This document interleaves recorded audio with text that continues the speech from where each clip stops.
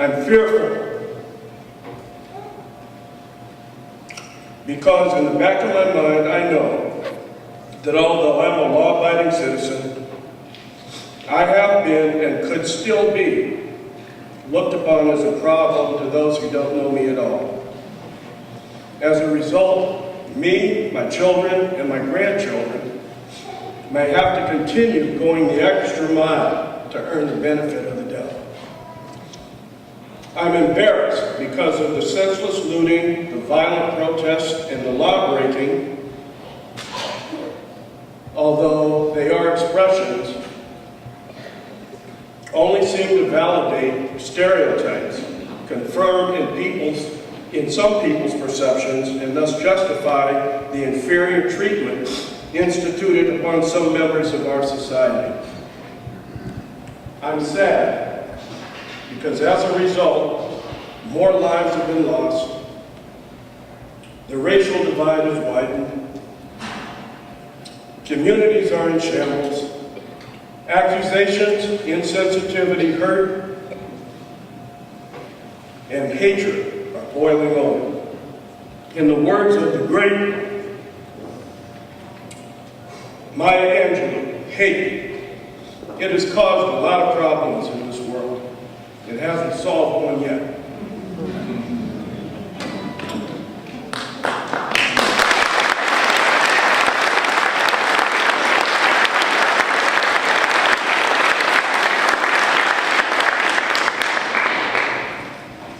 I'm skeptical because, in general, our national historic pattern has been one of not confronting the legacy of racism, but sweeping the hardest questions under the rug for the sake of political expediency. In the words of our outgoing Attorney General, in things racial, we have always been and continue to be, in too many ways, a nation of cowards. In the current political climate, one part of me just expects things like this to just continue to happen. I wouldn't be surprised if at some point my grandchildren inherit the weight of all this. And all of that entails, just like me, my parents, and my grandparents. I'm introspective because sometimes I want to take our side without really looking at the facts in situations like this. And if you know me, I'm a person that wants to look at facts. Sometimes I feel like it's us against them. But if I did take that approach, I would be considered by some to be just as biased and prejudiced as people that point fingers at me. And that's just not right.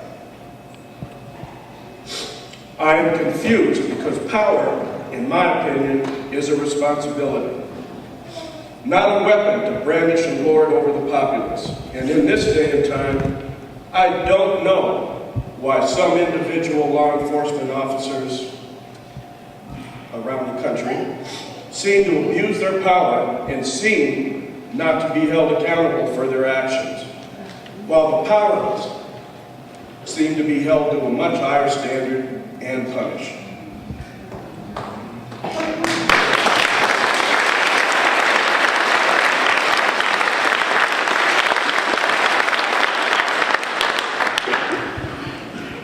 However, I'm hopeful because I've lived long enough to see progress. I know that while we still have issues of race in America, that I enjoy a much different normal than those of my parents and my grandparents. I see it in my personal relationship. I see it in your faces out here. I have a lot of friends out there. The relationships within my profession that I retired from, my community here, and my friends and mentors that have helped me and my family in my life's journey. I don't think of the past accomplishments of the civil rights movement as a failure. What was accomplished at that time were big solutions to big, huge problems that shook the very foundation of our nation. What shows me now is that there is still work to be done. And we haven't gotten to the mountaintop. I'm encouraged. We are really fortunate here. Yes, as you've heard the mayor say, in a large way, there are several segments of our community here in Bellingham and Washington County that are concerned enough about the issues of institutional racism to actually step up and make sure that our local political infrastructure in some ways reflects the diversity within our community. It's not perfect, but when you look at our police force, the judicial system, our city council, we have a strong human rights task force, and over the years since I've been here, a large part of the community, when things have happened, have taken action. And no matter what we've been taught, societal change doesn't just happen out of the blue. The American Revolution didn't just happen because a couple of guys got angry with the king. The British government didn't fail in India just because a little guy from a village got upset. The bus boycott in Montgomery, protesting segregated seating on the bus system, didn't just happen because a seamstress was tired and refused to change her seat. And apartheid didn't just disappear in South Africa just because a politician went to jail. Every major monumental accomplishment happened because of public attention and public outcry, which created an atmosphere of creative tension, which in turn and in time ended the injustices of those situations. Societal and political change happens because of strategic thinking with clear intentions, solid leadership, careful planning, and discipline-focused action. This transcends taking a narrow approach to addressing problems of race and economic equality in all facets for all people in our country. In the words of Frederick Douglass, if there is no struggle, there is no progress. Those who profess to favor change and yet deprecate agitation are men who want crops without plowing up the land. This is a path that Martin Luther King Jr. exemplified, one that I embrace. And those are the concepts that give me hope that we as a community and a nation can transcend in these times to bring about true, lasting, and durable change. The need for change must overcome our wariness and our weariness. And to give up is a luxury that we just cannot afford. As Martin Luther King said way back in the 1950s, an individual has not started living fully until they can rise above the narrow confines of individualistic concerns to the broader concerns of humanity.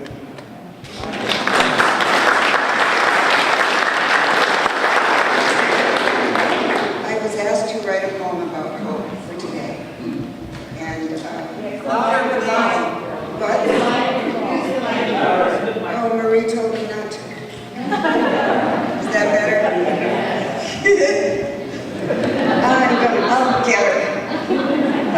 It's based on a quotation that isn't that often heard by Martin Luther King.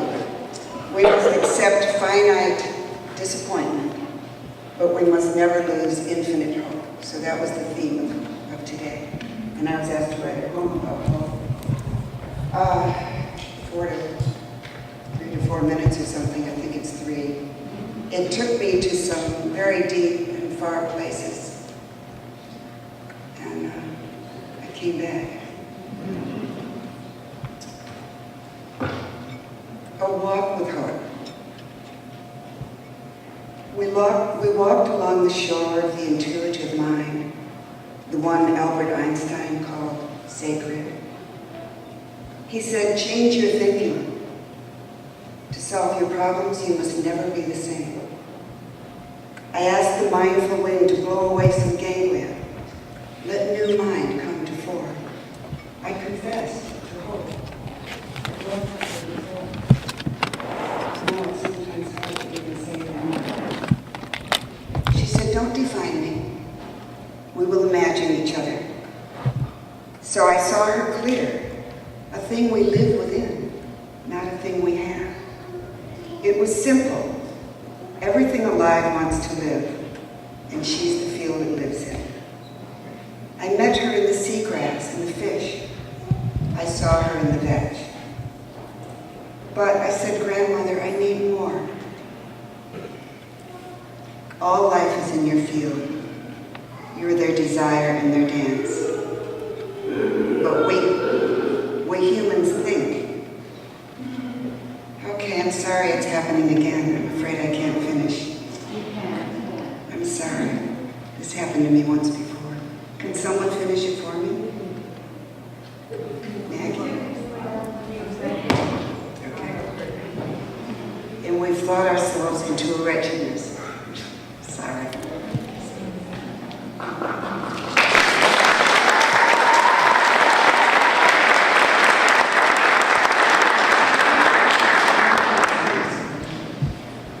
She's just not feeling well. I'm Maggie.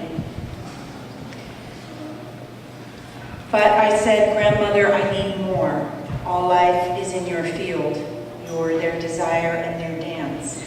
But we humans think. And we've thought ourselves into wretchedness.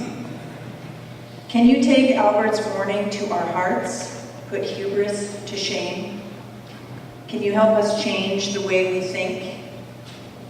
Work the program. Chatter less. Come through my doorway, child. Love will take you there. Love will help you think in a new way. The way of the sacred balance, the hoop of black elk. You will think like the inside trip of Gil Scott Heron that won't be televised. The happiness way of the 14th Dalai Lama. The thankful way of Cesar Chavez. The thankful struggle. Where is your doorway, I asked.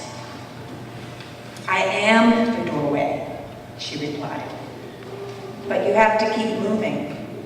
Those who stay too long in the threshold remain a wish and lose momentum. You're standing there. Let your self-love be caught in the network of mutuality Martin saw, the single garment of destiny. Then see what happens when you think. I wanted to, but already at an inner brink I cried. Democracy is gasping. The earth is choking in fever. The world a battlefield. She was nodding like eelgrass. Many times I have escaped, unextinguished. You see, they really need me out of the way. I am the portal to potential, the possible, the conscious. So I must be exploited, enslaved, surveilled, strafed for race. You see, I descend from the first mothers, the mothers of hope, the ancestors, I thought, and we, the ancestors of the future. But what to do with the toxic powers and their believers, I asked, and the hate flame they've lit? What do they care for ancestors? Alchemize with your grief and pain, your yes and no, not humiliation that makes poison grow. Non-violence. Will their brains bewilder, she said. And their well-armed hearts outwit. Asymmetric peace fair. Activate, do not cooperate, do not hate. Those are arrows. I am the bow. I heard how they fear her and the horror. I heard what to do, who she is. How could I spill more gall? But flailingly I did. Some say you died of exposure on a red and black poster. I am not dead. I did not die, she said. They say you're counter-revolutionary, complacency, a trope. If they stayed in the door like you, she said, their wish was not yet hope. The resistance I was in was the wrong resistance, I knew. The tide was rising, an empathic sky still blue.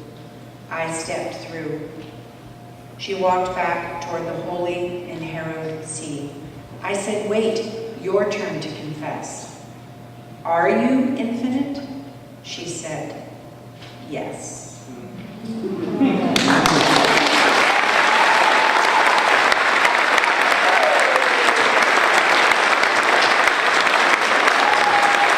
We will remind you of how it goes, and then feel free to join. Somos el barco, somos el mar, yo navego en ti, tú navegas en mí. We are the boat, we are the sea. I sail in you, you sail in me.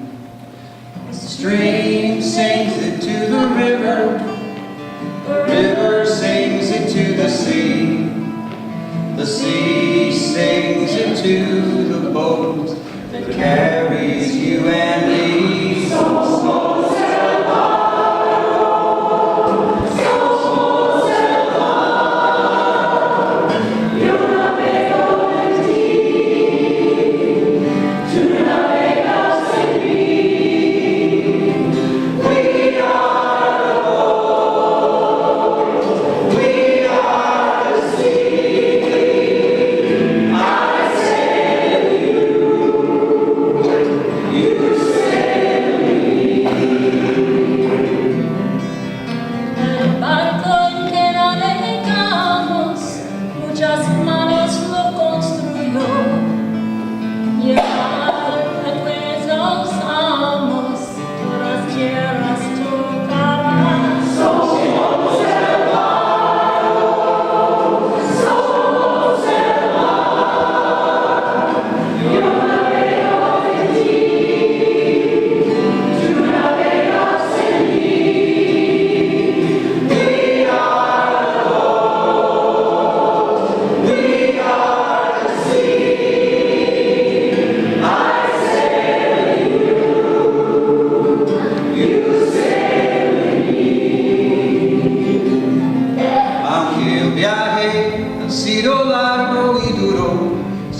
seguimos navegando.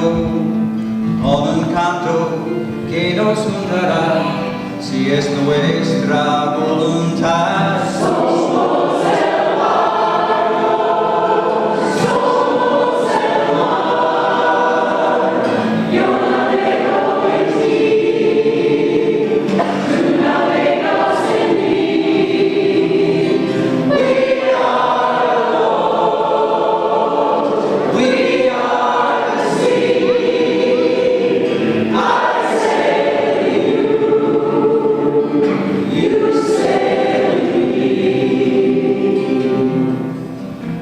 With our hopes, we set the sails and face the winds once more. With our hearts, we chart a course never sailed before. Somos el barco, somos el mar.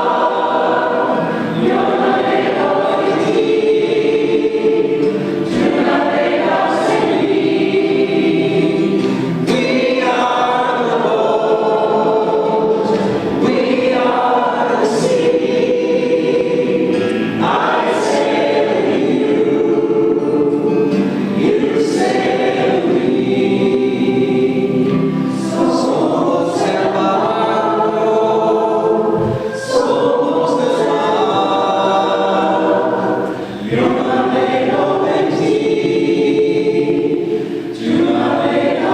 mí.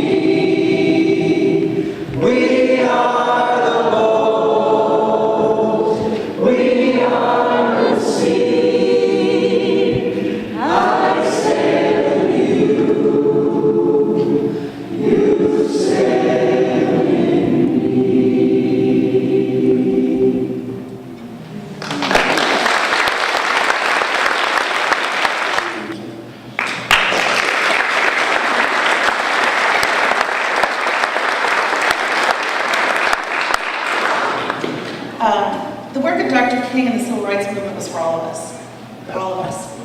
So before so I said, why was I being asked? I'm wrestling with this. So before I got to that point where I figured out why I was supposed to be here, I was driving, and being a teenager of the 80s, isn't you're surprised, right? That's the 90s, 2000. So I was listening to 80s Pandora radio and wrestling with what Dr. King's message and his presence and his community organizing really meant to me. And then I heard this song. So hold on, I got my cell phone right here for you, my Pandora. Now what you need to know about me that wasn't in my bio is that not only am I a child of the 80s, but I love karaoke.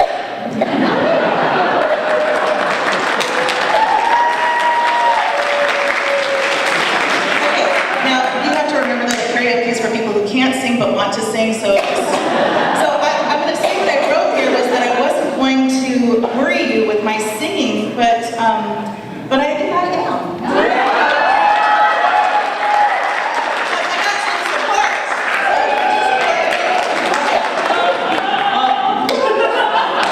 Okay, so feel free to sing along. Okay. Okay, here goes.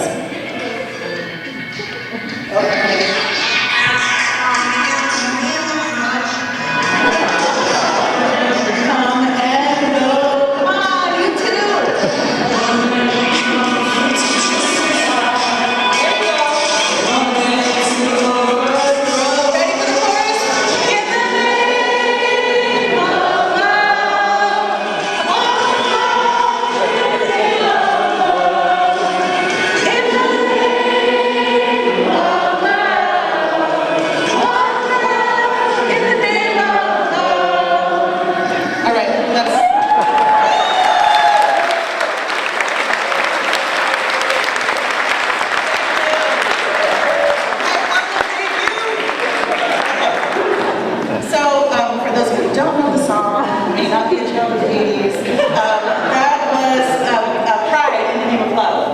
By U2. And Bono actually originally wrote that, from my understanding of this, is that he originally wrote it as a critique of Ronald Reagan. But he decided to highlight pride in the form of dignity, integrity, and love, instead of critique. And of course, that's a lot for me coming as an academic, right? Because we love to critique everything. But Dr. King himself said, "Darkness cannot drive out darkness. Only light can do that. Hate cannot drive out hate. Only love can do that." So, yes.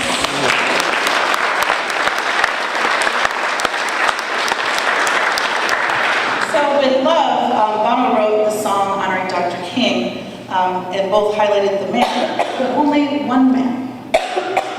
So what I'd like to do is to honor Dr. King's message of love, and that he tirelessly worked with community and collaboration.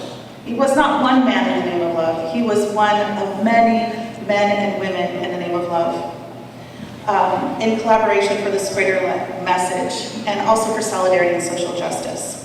As love as a social movement. So, my work in education has always been about love, always. Never questioned that. And it wasn't until recently that I would speak to my students about how anger fueled my actions for justice, but love sustained me. Well, I'm humbly admitting today to you that I was wrong. In fact, Dr. King said that I've decided to stick with love. Hate is too great a burden to bear. He also said love is the only force capable of transforming an enemy into a friend. So over the past year, I've learned so much from Indigenous elders locally and from across the world. And in many spaces, I've learned that anger gets in our way. Love is an emancipatory practice. So one of my favorite scholars, Chicana scholar Kayla Sandoval, she writes, "Love as a social movement is enacted by revolutionary, mobile, and global coalitions of citizen activists who are allied through the apparatus of emancipation."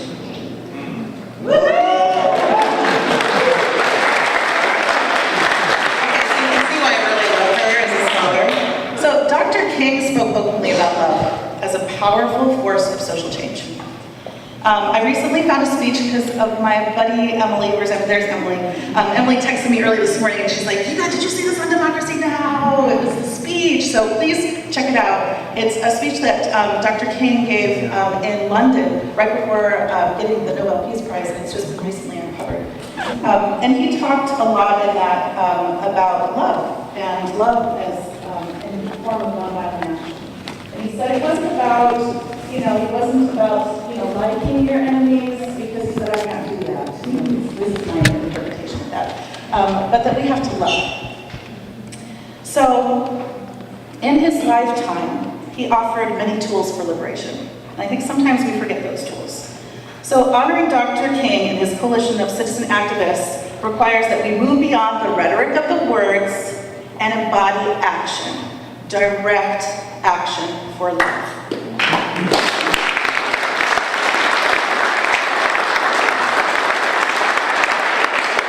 So recently I've been grappling with Dr. King's letter from Birmingham jail, and he wrote in it, it was a response to religious leaders who were critiquing his activism.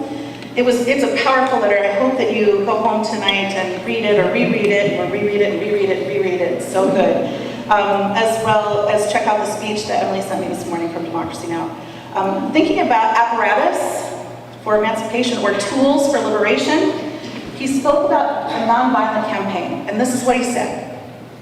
In any nonviolent campaign, there are 4 basic steps. 1, collection of facts to determine whether injustices are alive. 2, negotiation. 3, self-purification. And 4, direct action. Today, we are facing many social challenges, globally, nationally, and locally. Whether it be issues of neocolonialism, for our indigenous struggle for sovereignty and self-determination, police brutality, inequitable schooling, farm workers' rights, racism, or the repeal of civil rights legislations that Dr. King and communities worked so tirelessly and hard for. These issues that we are facing may seem overwhelming. Well, they are, right? Oh, yeah. And through love, we are called to action. So let's think about the tools Dr. King has offered us. All right? So let's break it down. We're going to break it down now. All right? I'm on a roll. Maybe I'll start singing some more. So the collection of facts to determine whether injustices are alive. Understanding the issues from multiple perspectives, right? Gathering greater understanding of our community struggles. Negotiation, the ways we problem solve together. Our courageous conversations. Our collaborations and our meaning making together. They're essential. Self-purification, now that's a juicy one. I really am interested in that. How do we embody critical consciousness personally? And walk in a good way in the world, every day. And direct action. How are we going to be agents for change? So during the Civil Rights Movement, Dr. King and his allies, advocates and agents for change, were accused of being extremists, which I often hear about the term social justice. As if there's an option, right? So if we're not socially just, right? Does that mean we accept social injustice? Just put it out there.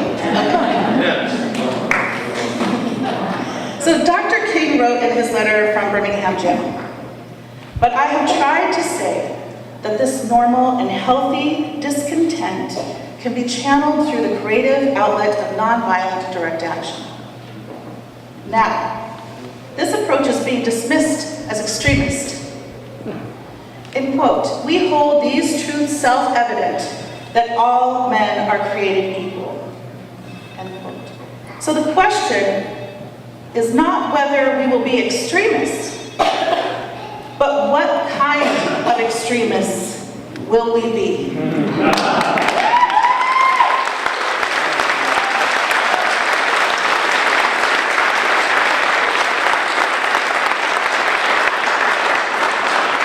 Will we be extremists for hate?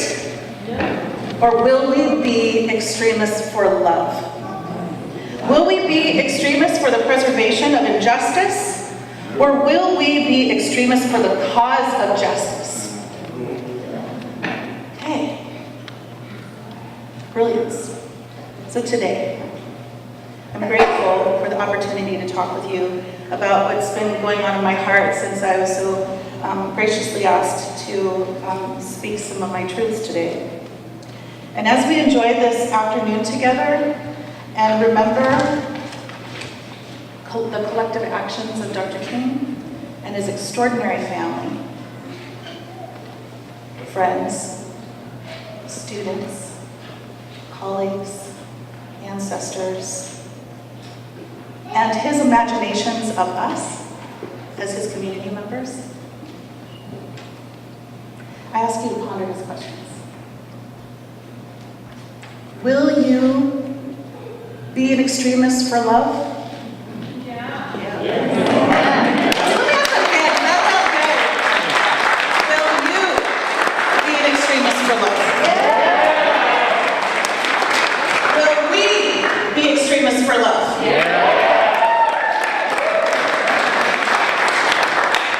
Okay, I'll leave you with one last quote from Dr. King.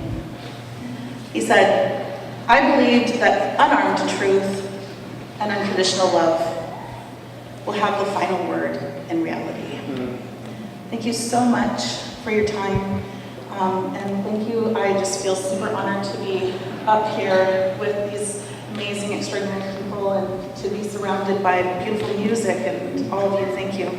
And I wish for you and some blessings for you that you have a beautiful day filled with extreme love.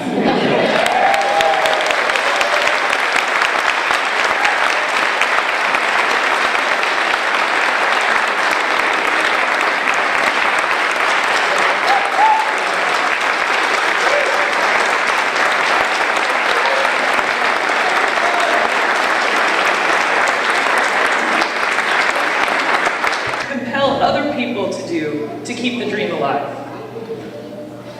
My second question is, if you hate someone or you hate something, what are you going to do to turn that thought around and to change your ways to to make it a better world and a better community, a better life for yourself. And the last thing is, the Colshan Chorus is going to close with We Shall Overcome. Will you sing along? Thank